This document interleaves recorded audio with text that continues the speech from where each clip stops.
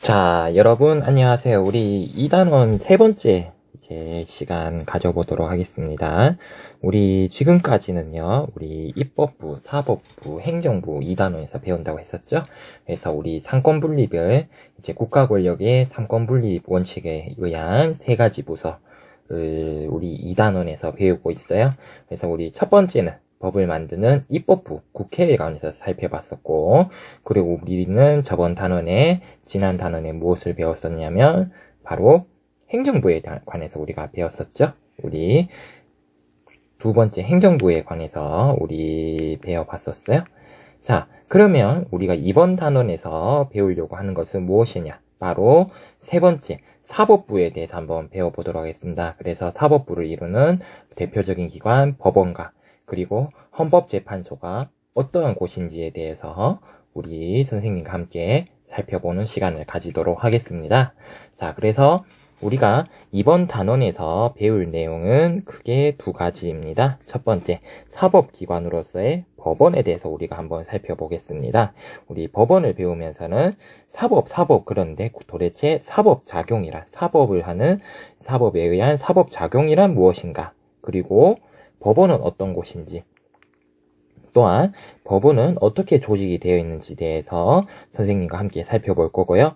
두 번째로는 헌법재판소라는 곳에 대해서 우리 한번 알아보도록 하겠습니다. 그래서 헌법재판소라는 곳이 어떤 곳인지, 그리고 헌법재판소에서 이루어지는 헌법재판은 도대체 어떠한 종류가 있는지 선생님과 함께 살펴보도록 하겠습니다. 자, 그러면 우리 첫 번째, 먼저 사법부의 대표적인 기관인 법원에 대해서 한번 알아보도록 하겠습니다.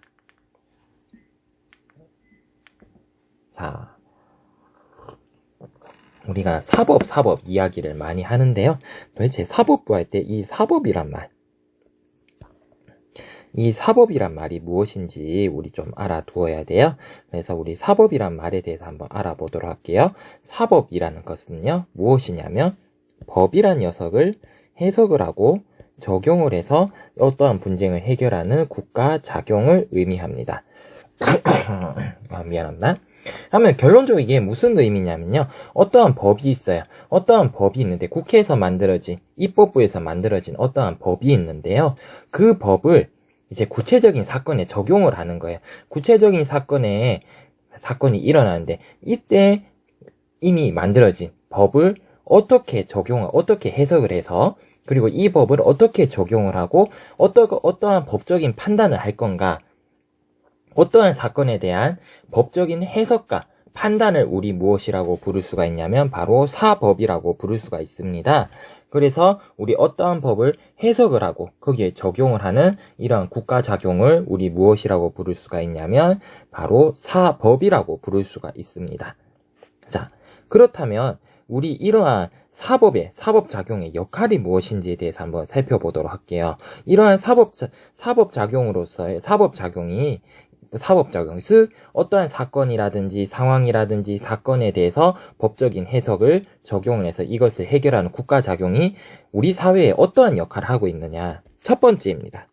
첫 번째는 법 질서를 유지하는 역할을 하고 있다는 거. 그리고 두 번째는 이러한 사법작용으로 인해서 국민의 권리를 어떠해준다? 바로 보호해준다라는 거예요. 그러니까 사법작용을 통해 가지고 우리 사회가 사법부에서 활동하는 이러한 사법작용을 통해서 우리 사회가 유지되고 있고, 우리 사회의 질서가 유지되고, 특히 어떤 질서냐? 우리 사회의 법 질서가 유지되고 있고, 그리고 우리의 권리, 국민의 권리도 어떻게 되냐? 보호되고 있다라는 거예요. 그렇기 때문에 이러한 사법부에서 하고 있는 법원에서 이루어지는 이러한 사법작용이 중요하다라고 우리 볼 수가 있는 겁니다. 자, 그러면 우리 이러한 사법작용이 이루어지는 대표적인 국가기관에 대해서 우리 한번 살펴봐야겠죠? 사법작용이 이루어지는 대표적인 국가기관, 바로 법원에 대해서 관해서 우리 한번 알아보도록 하겠습니다. 자, 그렇다면 법원은 도대체 어떤 곳인가? 그러면 우리 법원을 얘기하는데 TV에서 많이 보잖아요. 재판이 이루어지는 곳을 우리가 법원이라고 하는데요. 그러면 정확하게 법원이란 곳은 어떠한 곳인가? 바로 헌법에 의해서 이러한 사법권이 행사되는 국가기관을 우리 법원이라고 부릅니다. 자, 그럼 이게 무슨 말이냐? 아까 말했죠. 사법작용이라는 것은 어떠한 사건이라든지 상황을 무엇에 의해 가지고, 법에 의해 가지고 판단하고 결정을 내리는 이러한 국가작용을 우리 사법작용이라고 부른다고 했잖아요. 그러면 이러한 사법작용을 마음대로 어떠한 기관이든지 마음대로 할 수가 없다는 거죠. 우리나라 헌법에서는 이러한 법에 의한 모든 판단 어디에서만 하느냐? 사법권을 행사하는 국가기관인 법원에서만 할 수가 있다는 겁니다. 이러한 사법작용, 결론적으로 말하자면 이러한 사법작용을 전문적으로 판단할 수 있는 전문적인 사람인 법관에 의해서만 가능을 하고요. 그리고 법관은 이러한 사법작용을 어디에서만, 법원에서만 이렇게 할 수가 있다는 겁니다. 그래서 법원이란 것은 헌법에 의해서 이러한 사법권을 행사할 수 있는 국가기관을 우리 무엇이라고 부르냐면 바로 법원이라고 부른다라는 거 여러분들 기억을 해두십시오. 자, 그렇다면 이러한 법원의 역할은 무엇인가? 우리 아까 전에 앞에서 봤었던 법원의 역할은 앞에서 봤었던 사법작용의 역할과 비슷하다라고 여러분들 생각을 하시면 되겠습니다. 그래서 첫 번째는 무엇이냐? 바로 무슨 질서를 유지한다?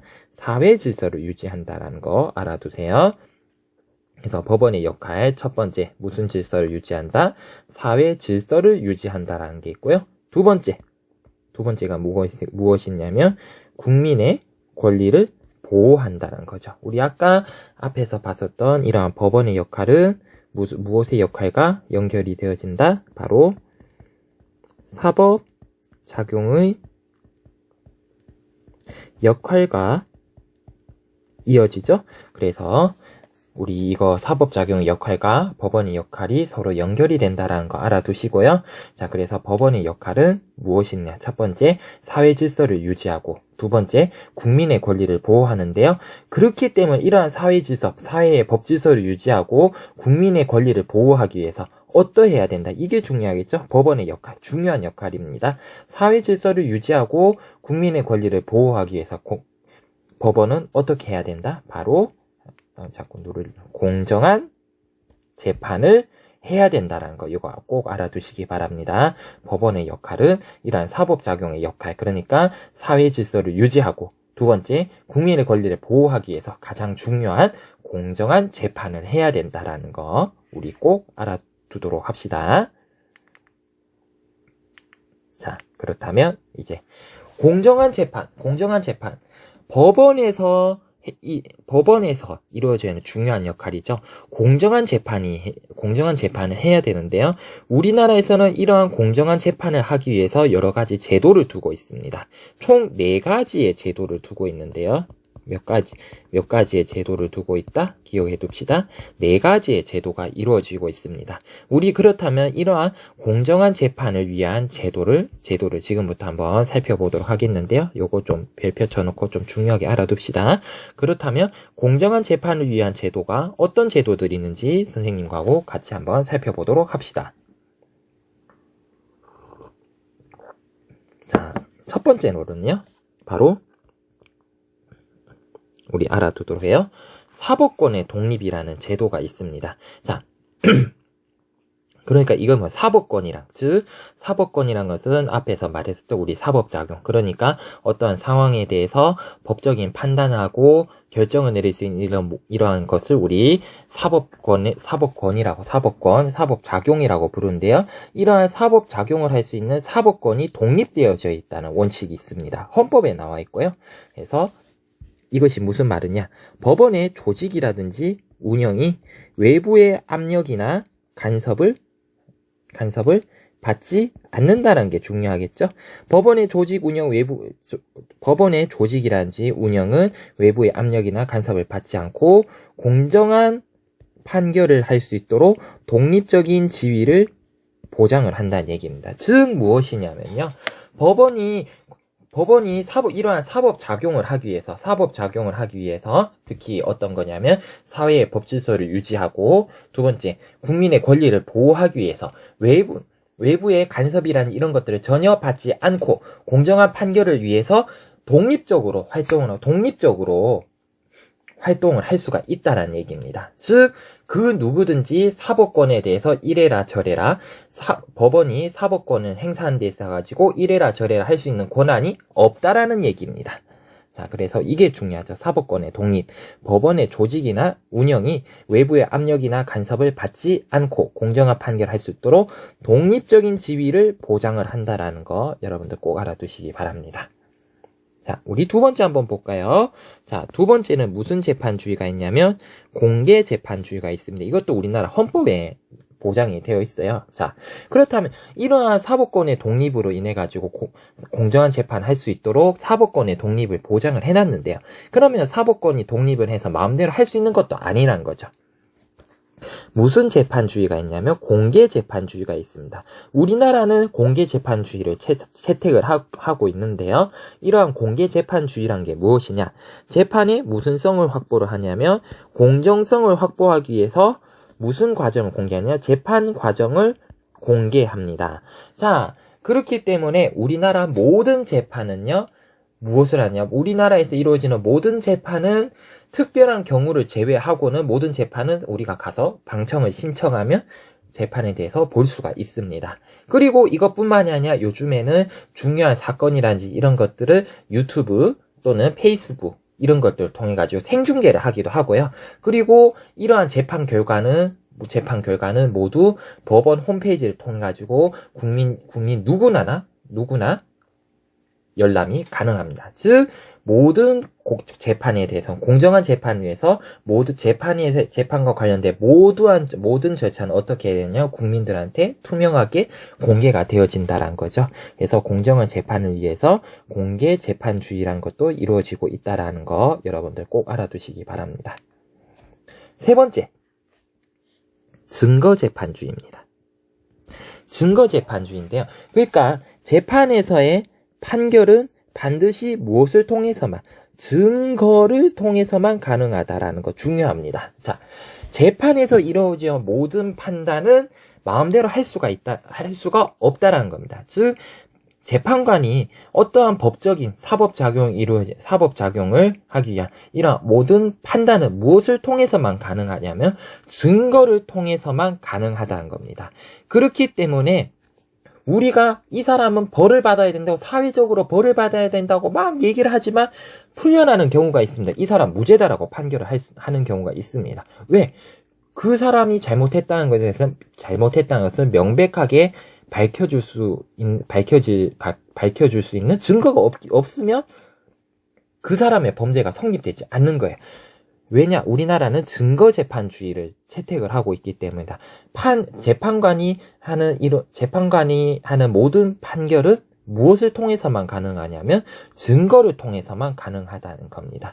증거가 없으면 그 사람의 어떠한 판결은, 증거가 없다면 그 판결을 할 수가 없다는 얘기입니다. 그래서 증거재판주의가 있다라는 거 우리 꼭 알아두시고요. 마지막으로 신급제도라는 게 있습니다. 신급제도 우리 별표 쳐놓고 꼭 알아두셨으면 좋겠어요. 신급제도라는 건 무엇이냐면요, 하급법원의 판결에 불복을 하는, 그러니까 인정할, 불복이라는 것은 우리 앞에서도 좀 했었지만 인정할 수 없다는 얘기 있죠. 하급법원 판결에 불복할 경우 상급법원에 다시 재판을 해줄 것을 청구하는 제도입니다. 자, 우리나라의 경우를 한번 볼게요. 우리나라는 3번까지 재판이 가능합니다. 우리나라는 3번까지 하고 있고요. 그래서 우리나라 신급 제도 중에서요, 우리나라는 재판을 3번 받을 수가 있다 해서 3심제라고 부릅니다. 자, 이러한 신급제도가 3심제가 모든 나라가 3심제인 건 아니에요. 상황에 따라 가지고 나라마다 2심제 또는 4심제 여러 가지 형태로 이루어지고 있는데 우리나라는 그 중에서 3심제를 채택을 하고 있습니다.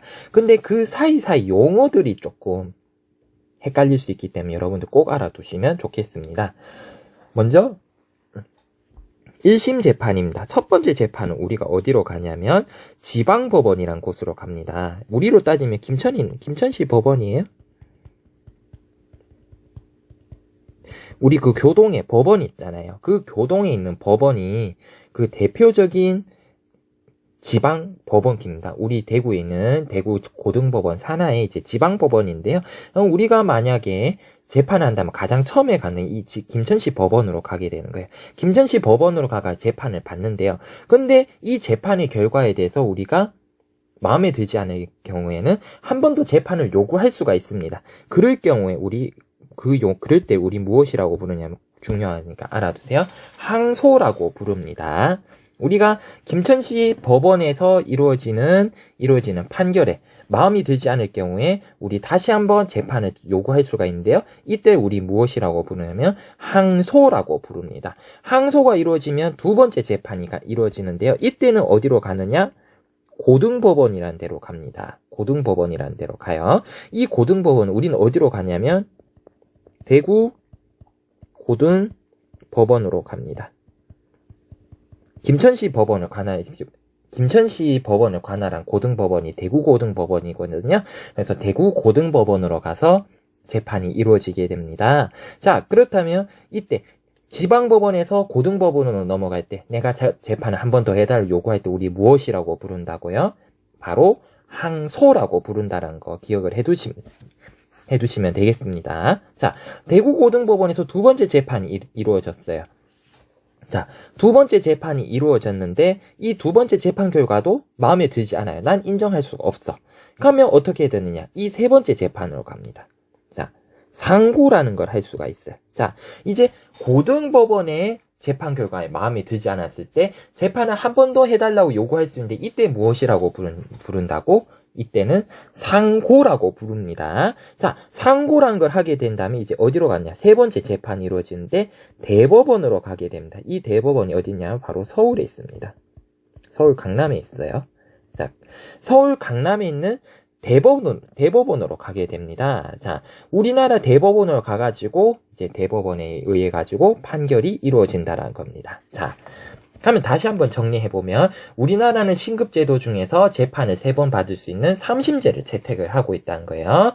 자, 그래서 첫 번째 재판은 어디에서 하냐면 지방법원에서 이루어집니다. 자, 지방법원에서 이루어진 재판 판결에 불복할 경우 재판을 한 번 더 열어달라고 요구를 할 수가 있는데요. 이때를 우리 무엇이라고 부르냐면 항소라고 부릅니다. 이렇게 지방법원 판결에 대해서 항소가 이루어질 경우 두 번째 재판이 이루어지는 곳은 고등법원입니다. 자, 이 고등법원에서 재판이 이루어지고요. 이 결과도 인정할 수 없을 경우 한 번 더 재판을 열어달라고 요구할 수가 있습니다. 자, 이때 우리 무엇이라고 부르냐면 상고라고 부르고요. 이때는 어디로 간다? 이제 고등법원에서 서울에 있는 대법원으로 가가지고 판결이 이루어지게 됩니다. 자, 이 과정 우리 정리를 해두시면 좋을 것 같습니다. 자, 그렇다면 이제 법원의 조직에 대해서 한번 살펴보도록 하겠습니다. 그럼 우리나라는 어떻게 법원이 조직이 되어 있는지 한번 살펴보면요. 첫 번째 우리 앞에서 살펴봤었죠. 신급제도 할 때 지방법원이 있습니다. 지방법원인데 지방법원은 민사사건이라든지 형사사건 중에서 형사사건을 가장 먼저 재판하는 곳입니다. 민사사건이라든지 형사사건을 가장 먼저 재판하는 곳이고요. 자, 우리 교동에 있는 가장 대표적인 사례로 교동에 있는 김천시 법원이 이 지방법원에 해당이 됩니다. 자, 우리 이때 지방법원에서 이루어진 판결에 대해서 우리 불복할 경우 어디로 간다 했어? 그렇죠. 고등법원으로 간다 했죠? 이때 우리 이것을 무엇이라고 부르자? 앞에서 보시면 우리 이것을 그렇지. 항소라고 부른다고 했었죠? 항소라고 부른다고 했습니다. 자, 그래서 고등법원 어떤 곳이냐? 지방법원의 1심 판결에 대해서 1심 판결에 관한 항소 사건을 재판한다. 여기서 항소라는 용어가 나왔죠? 항소 사건을 재판합니다. 그래서 우리가 김천시 법원의 판결에 이제 항소를 할 경우 우리는 어디로 간다? 바로 대구 고등법원으로 법원으로 가게 됩니다. 대구 고등법원으로 가서 우리 재판이 이루어지고요. 자, 여기에서도 재판이 이루어지는데 우리가 여기에 재판이 결과에 마음에 들지 않을 경우에 한 번 더 할 수가 있다라고 했어요. 자, 그럴 때는 우리 어디로 갔냐면 대법원으로 간다고 했죠? 자, 우리 이때 우리 이것을 무엇이라고 우리 이때 이것을 무엇이라고 부른다고 했냐면, 그렇죠? 우리 상고라고 부른다고 했었죠? 자, 그래서 고등법원에서 대법원으로 넘어갈 때 우리 무엇이라고 부른다? 바로 상고라고 부른다고 했습니다. 상고라고 부른다고 했고, 바로 대법원 어떤 곳이냐? 사법부의 최고법원입니다. 이제 올 때까지 온 거예요. 갈 때까지 온 거야. 자, 최고법원에서 최종 재판이 몇인 재판? 3심 재판을 담당한다. 그래서 서울 대법원에서 우리 한 군데밖에 없어요. 대법원은 서울 강남에 대법원 한 군데밖에 없다라는 거 우리 알아두시면 좋겠습니다. 자, 좀 양이 많아요. 사법부가 좀 양이 많은데요. 자, 이 중에서도 특수법원들이 있습니다. 우리 일반적인 법원은 우리 앞에서 봤었던 지방, 고등, 대법원 이랬는데 특수법원이 있습니다. 특수법원에 대해서 우리 한번 살펴보도록 할게요. 그러면 특수법원 어떤 법이 있냐면 먼저 특허법원이 있습니다. 특허법원인데요. 얘가 중요해요. 특허법원의 특징 중에서 가장 중요한 거. 특허법원은 바로 고등법원과 동격이라는 거 꼭 알아두세요. 이건 문제로 자주 나옵니다. 특허법원이 대전에 한 군데 있습니다. 우리나라에. 대전에 위치하고 있고요. 특허법원 단 한 군데만 있고 대전 단 한 군데만 있습니다. 자, 이 특허법원은 무엇을 하는 곳이냐면 바로 특허권과 관련된 재판을 담당합니다. 그러니까 지적재산권이라든지 내가 어떤 걸 개발했을 때 어떤 특허권이라는 거 이제 있어요. 이 특허권과 관련된 지적재산권과 관련된 이러한 모든 재판을 담당하는 곳이 특허법원이라는 거고요. 이것은 고등법원과 동격입니다. 그래서 특허법원의 결정에 마음에 들지 않을 경우 이때는 바로 대법원으로 갑니다. 2심 재판이 이루어져요. 이 특허 재판 같은 경우 조금 특이한 케이스입니다. 그래서 특허법원은 우리나라에 한 군데에만 있고 고등법원과 동격이다. 그래서 특허법원의 판결에 마음이 들지 않을 경우 바로 어디로 간다? 바로 대법원으로 가지게 됩니다. 우리 지금 특수법원들에 대해서 알아보고 있습니다. 두 번째는요. 가정법원입니다. 가정법원은 어떤 것이냐? 가족 간의 다툼이라든지 청소년에 관한 사건을 담당한 곳이 가정법원이 있습니다. 그렇기 때문에 여러분들이 만약에 학폭 이런 것들이 이루어지면 이런 것들이 이제 법원으로 가면 가정법원으로 가게 되고요. 그리고 이혼 이런 것들도 전부 다 가정법원에서 이루어집니다. 이혼, 재산상 문제 이런 것들도 전부 다 어디에 가냐면 가정법원에 가게 됩니다. 자, 그리고 여러분들 가정법원 되도록 안 가면 제일 좋겠죠? 인생에 가정법원 가는 일은 선생님이나 여러분들이 없었으면 좋겠고요. 마지막 행정법원인데 우리가 크게 관련은 없지만 행정법원이란 것도 있다라는 거 알아두시면 좋겠습니다. 행정법원이란 것은 행정기관과 국가와 관련된 행정사건을 담당합니다. 즉 내가 국가로부터 어떠한 피해를 입었다. 여기에 대해서 피해 보상을 해달라고 했을 때 행정법원을 가가지고 이러한 것들을 재판을 통해 가지고 우리의 이러한 것들을 구제를 받을 수가 있습니다. 자, 그래서 어떠한 제도라든지 이런 것에 피해를 입었을 때는 법원에 어떠한 법원 가가지고 행정법원에 가가지고 우리 행정법원에 가서 이런 행정재판을 통해 우리 구제를 받을 수가 있다라는 거. 이런 것까지 우리 한번 살펴봤습니다. 그래서 대한민국의 법원 조직도 요거 책에도 있는 건데요. 꼭 알아듣고 기억을 해두시면 좋겠습니다. 가장 최고 법원이 무슨 법원이 있다? 그렇습니다. 대법원이 있고요. 그 아래에는 고등법원이 있습니다. 고등법원인데 이 법원이 중요해요. 특허법원입니다. 특허법원은 무슨 법원과 동격이다? 고등법원과 동격이다. 그리고 고등법원 아래 우리 특수법원 중에 하나인 가정법원, 그리고 일반적인 지방법원, 그리고 우리 앞에서는 행정법원, 이렇게 고등법원 아래에 있습니다. 그래서 가정재판이라든지 지방법원이 이루어진 재판, 행정재판 같은 경우에는 고등법원, 대법원을 거쳐서 3심제가 이루어지지만 특허법원, 특허사건 같은 경우에는 특허법원은 고등법원과 동격이기 때문에 얘만 특이하게 2심제가 이루어진다라는 거 알아두시면 좋겠습니다. 자, 그러면 우리 오늘 첫 번째 영상이 굉장히 좀 길었어요. 우리가 사법작용이란 게 무엇이고, 그리고 법원에서 하는 일, 그리고 법원의 조직까지 우리 살펴보았습니다. 이어지는 영상에서는 헌법재판소에 대해서 우리 알아보도록 하겠습니다. 이어지는 영상도 시청해 주시기 바랍니다.